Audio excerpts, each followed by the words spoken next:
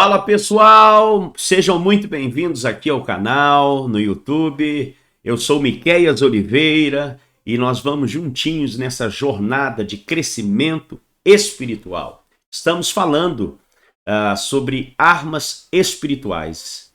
Este vídeo é Armas Espirituais parte 2. E eu quero falar hoje sobre o jejum. O jejum como arma de guerra. Nós falamos em Atos dos 2 Coríntios capítulo 10, que eu olhei um texto aqui, já mudou, mas o texto que nós estamos abordando vem de 2 Coríntios capítulo 10, versos 3 e 4.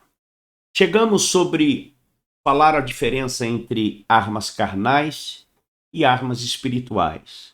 Como usar as armas espirituais? Como adquirir as armas espirituais?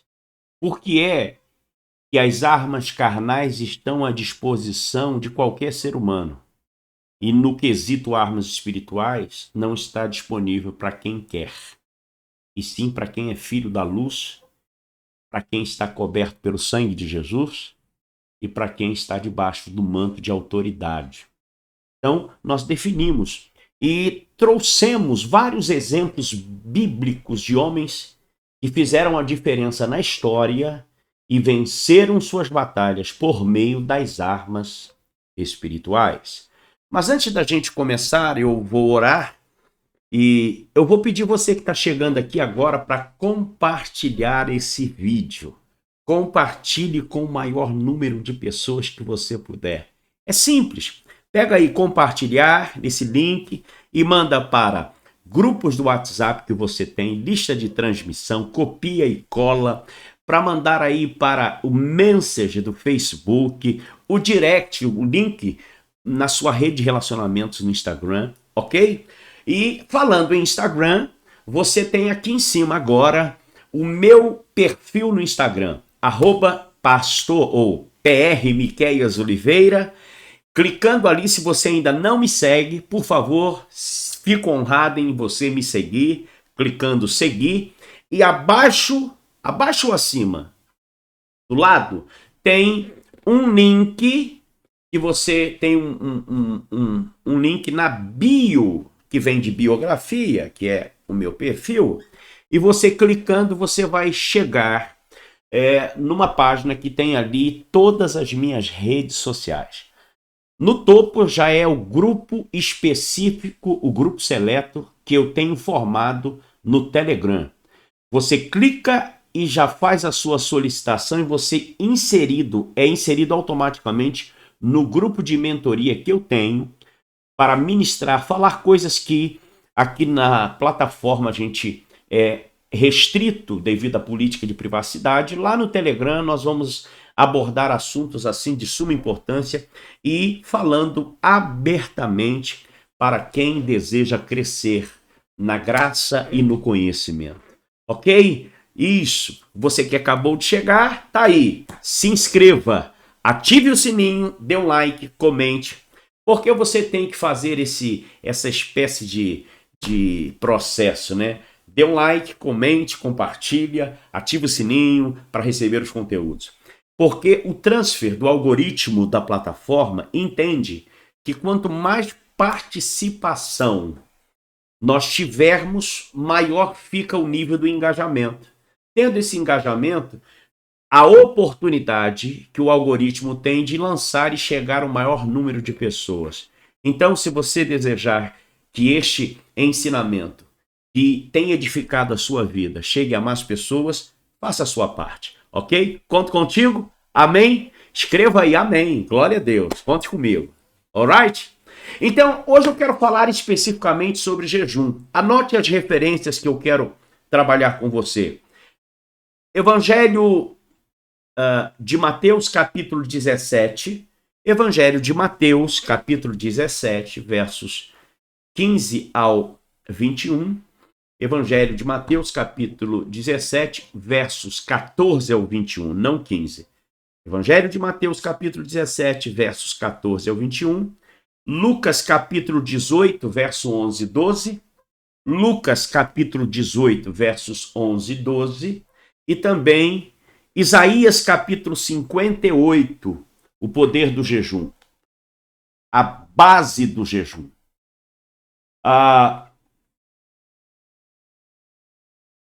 Existem questões que a gente precisa ter na consciência do jejum, e o jejum é uma arma poderosíssima.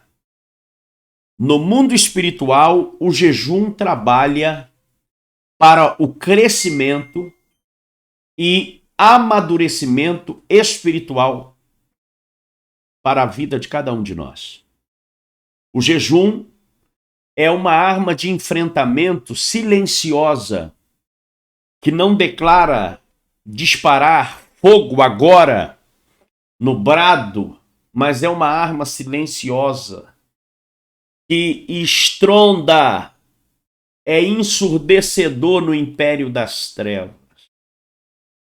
Entender sobre jejum não é passar fome, embora jejum você vai viver de abstinência por um espaço de tempo. O jejum ele demove incredulidade.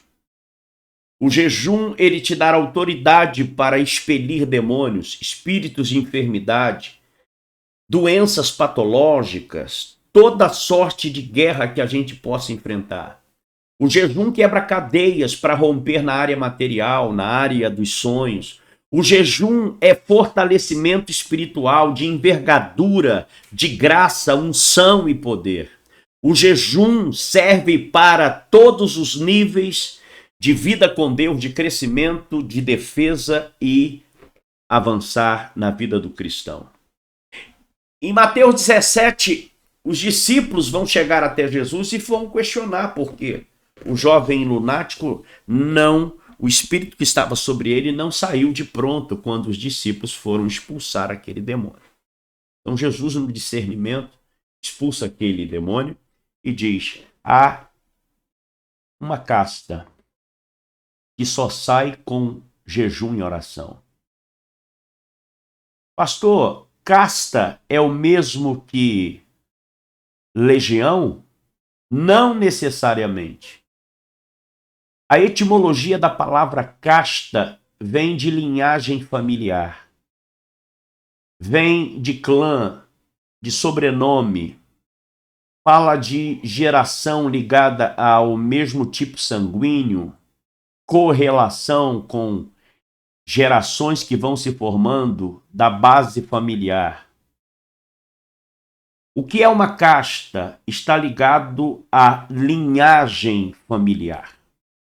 Então Jesus estava falando de atuação demoníaca específica que de tempo em tempo toca a geografia por meio de pessoas e se aloja num nível que não é uma batalha territorial de possessão, ela vai levar tempo.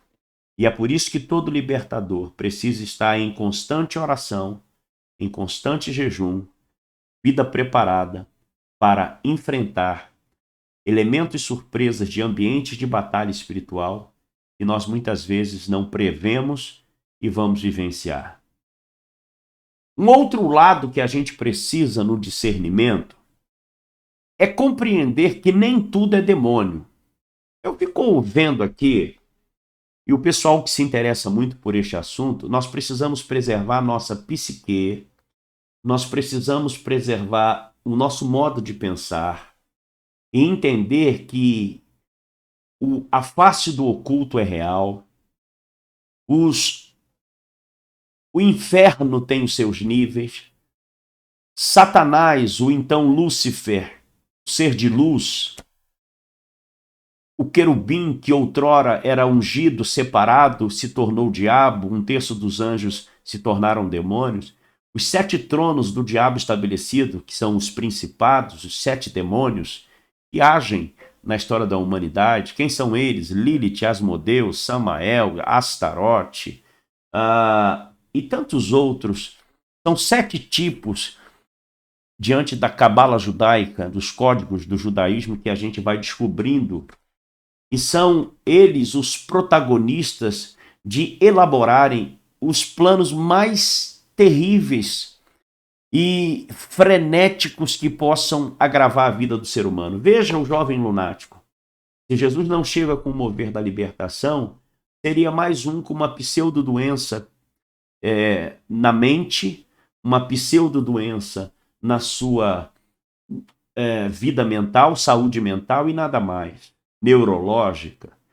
Jovem lunático naquela época era conhecido. Nos dias de hoje, teriam tantos adjetivos na questão da sua saúde mental.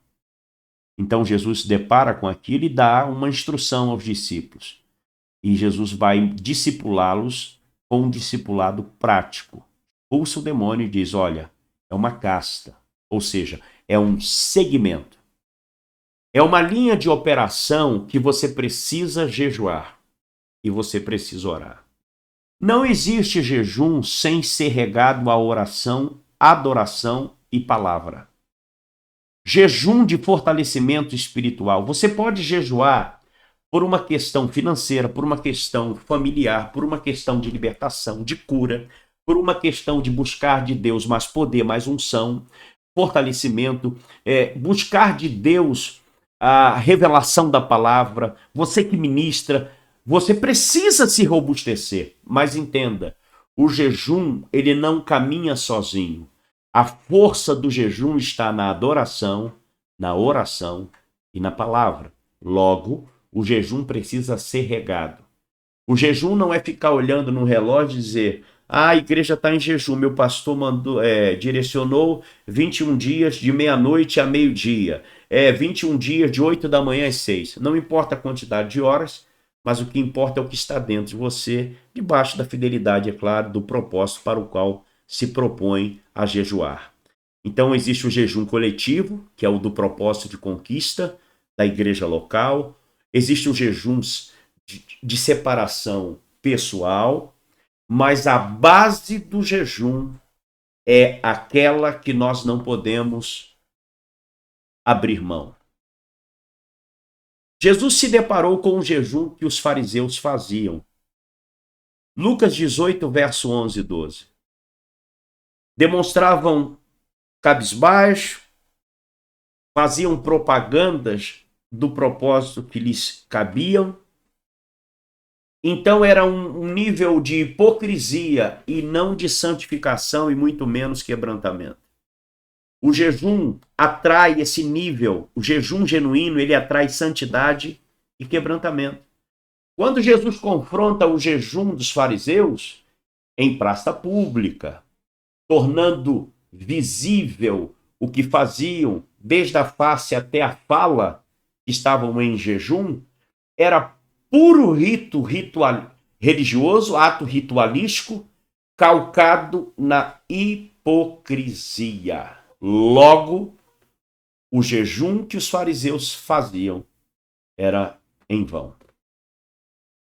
Todos os milagres que Jesus operou cheio de misericórdia, compaixão e amor.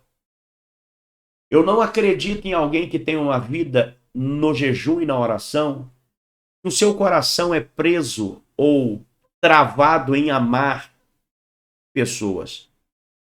O jejum, e por isso Isaías 58 vai advertir o que é de fato o verdadeiro jejum.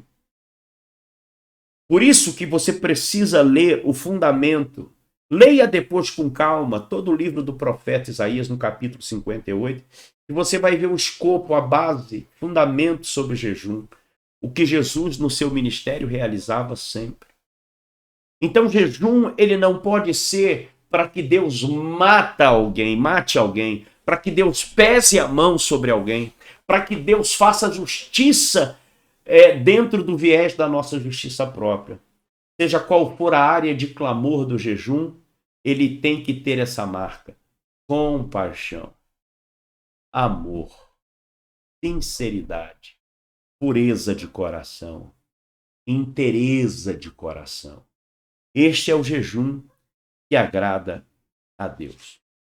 O jejum que faz de você o melhor da turma não é o jejum que agrada a Deus. O jejum que faz uma pseudo-propaganda que você é melhor que os outros também não é jejum.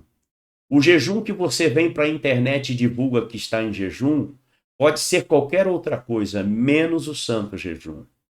O jejum é uma arma de guerra e não pode ser banalizado e muito menos contextualizado com a nossa egolatria, com a nossa vaidade. Jejum é um nível de entendimento que o Filho de Deus nos mostra, estabelecendo a graça nele, nós precisaríamos viver debaixo desse armamento, usando a cada tempo para destravarmos o mundo espiritual. Nos dias do profeta Daniel, ele ficou, no capítulo 10, 21 dias. O texto é claro quando ele menciona que o tipo de jejum que Daniel fez foram 3 níveis. Não comeu carne, não tomou bebida forte e não se ungiu com unguento. 21 dias, o texto é claro, até que se cumpriu 3 semanas completas. Olha que coisa tremenda. E se você olhar a base do jejum dos 21 dias que Daniel se propôs a fazer, lá em Daniel capítulo 10, você vai ver o contexto ou o ponto de partida que leva o profeta a jejuar. O que levou? Compaixão, sinceridade, quebrantamento. Está lá no capítulo 9, quando ele disserta a questão do cativeiro do povo, da sua genealogia, daquela geração que estava cativa na Babilônia. Então ele entende pelos livros do profeta Jeremias, o rolo do profeta Jeremias, a duração de 70 anos e a causa e o efeito. E ele começa não mais por ele começa a ser o intercessor de causa da nação. Eu vejo muita gente dizendo, sou intercessor. Define então, meu irmão. Ou busque a definição do que é intercessão. O que é interceder? Pôr-se no lugar do outro. Intercessor que só olha para o seu umbigo, intercessor que só olha ou jejua por ele mesmo, para que ele só tenha a bênção, precisa rever seu entendimento sobre um libertador. Você precisa rever isso. Daniel, ele vai jejuar num nível macro, porque ele se presta a viver intensamente, dia após dia, regado à oração, à confissão e arrependimento. Quando você vai para o capítulo 9, que é o contexto do capítulo 10, Daniel chega a dizer, pecamos e cometemos iniquidades. Não demos ouvidos à voz dos profetas. Nós pecamos, nós, os reis, os nobres, todos nós pecamos. Não demos ouvido à tua voz. Interessante que Daniel começa dizendo no capítulo 9, na primeira pessoa, quando ele entende a causa e o efeito como intercessor, ele usa a terceira pessoa. Nós pecamos. A grande síntese do poder do jejum é se colocar no propósito e não fazer do propósito um ganho de causa pessoal. O jejum precisa produzir alegria no espírito. O jejum, ele produz na nossa vida uma alegria numa dimensão que, ao abrir da nossa boca, ao levantar das nossas mãos, o que realizarmos, a alegria do espírito fluirá de maneira poderosa. O jejum não pode ser feito enquanto outras pessoas são maltratadas. Então, todo aquele que jejua, ele tem compaixão. Então, na mesma proporção que ele jejua, está na dimensão que ele cuida do próximo. Ele não esquece a sua casa, que ele não esquece quem é descedentado. Um outro dado é que o jejum não pode ser por disputas, quem jejua mais.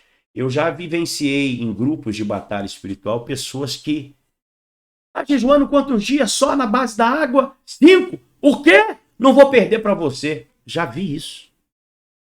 e a pessoa entrar numa disputa de fazer 10. Eu era jovem, solteiro, eu vivi isso. E não é nesse nível. O jejum trabalha a pureza. O jejum deve fazer com que você se incline a viver o princípio da humildade. O jejum deve ser um tempo de sondar o coração e buscar arrependimento. O jejum deve ser feito com uma atitude de compaixão pelos perdidos e desamparados. Na mesma dimensão que você é um ganhador de almas e tem compaixão, o jejum deve ter esse sentimento. O jejum quebra a fortaleza da impureza sexual. O jejum quebra o poder da doença e da enfermidade. Liberta e traz vida. O jejum libera a glória de Deus para a sua proteção. O jejum resulta em oração respondida. O jejum libera a direção divina. O jejum traz a resposta que você tem pedido a Deus. O jejum quebra maldições das gerações. O jejum quebra as brechas e traz restaurações e reedificações dos nossos muros espirituais. O jejum faz com que você tenha grandes vitórias diante das adversidades.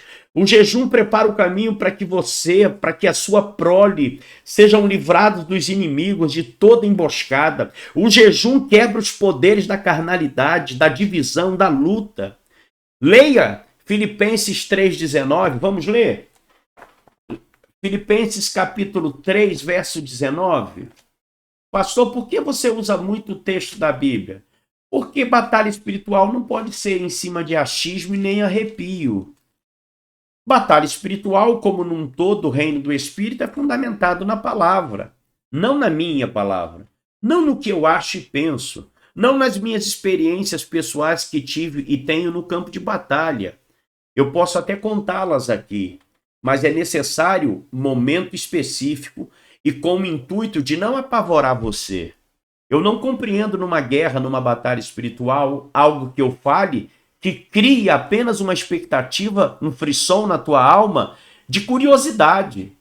A guerra espiritual existe, o reino do Espírito é real, mas como você é fundamentado para enfrentar? Não é ouvindo meus testemunhos pessoais, mas é ouvindo a palavra de Deus, fundamentando-se pela palavra de Deus. É por isso que a Bíblia, a palavra de Deus, ela é o nosso guia de fé e prática, o nosso manual. Filipenses 3,19. O fim deles é a perdição, Deus deles é o ventre, e a glória deles é para a confusão deles, que só pensam nas coisas terrenas. Entenda-me, por favor, que o apóstolo Paulo estava se referindo aos irmãos da cidade de Filipos que cuidavam só das suas próprias vidas e não exerciam a caridade, não exerciam o ato de estarem em comunidade, em comunhão. Olha como é antagônico, olha como é paradoxal, alguém que jejua muito, mas não tem relacionamento em vida e comunhão com a igreja local. Alguém que jejua muito, mas não se submete à autoridade, não sabe ouvir a voz de um pastor, não sabe o que é sentar para ser discipulado pelo seu líder. Jejua muito, vive nos montes, nas montanhas, nada contra, pelo contrário, acho benéfico estar retirado, buscar a Deus, mas o princípio não pode ser violado. A atividade do manusear das armas espirituais não pode violar o princípio, porque o que sustenta o manuseio das armas espirituais são os princípios. Amém? Então veja que você não vai viver debaixo do orgulho, na presunção, na rebelião, na bruxaria. O jejum fará com que a alegria, a presença volte sobre o teu ser. O jejum vai liberar o poder do Espírito Santo para que milagres aconteçam. Anote essa referência. Lucas capítulo 4, versos 14 e 18. O jejum vai quebrar incredulidade, dúvida, medo, incerteza. Esse é o poder que há no jejum. O jejum vai liberar uma unção que vai abrir caminhos de revelação, de aquisições de dons do Espírito. Então o poder do jejum vai além do que você pede, do que você é chamado a proclamar. O jejum é a proteção, é a pavimentação da tua caminhada no reino do Espírito. Eu espero ter te ajudado, não te esclarecendo tudo, mas sendo uma pequena chave que destrave você para andar e mergulhar no poder do jejum. Que o Senhor te abençoe. Que o Senhor seja contigo, com a tua família, com o teu ministério. E que você lembre que jejuar está ligado a compaixão, quebrantamento e santidade. Amém? Deus abençoe você. Tenha uma ótima noite. E até amanhã, em nome de Jesus. Shalom!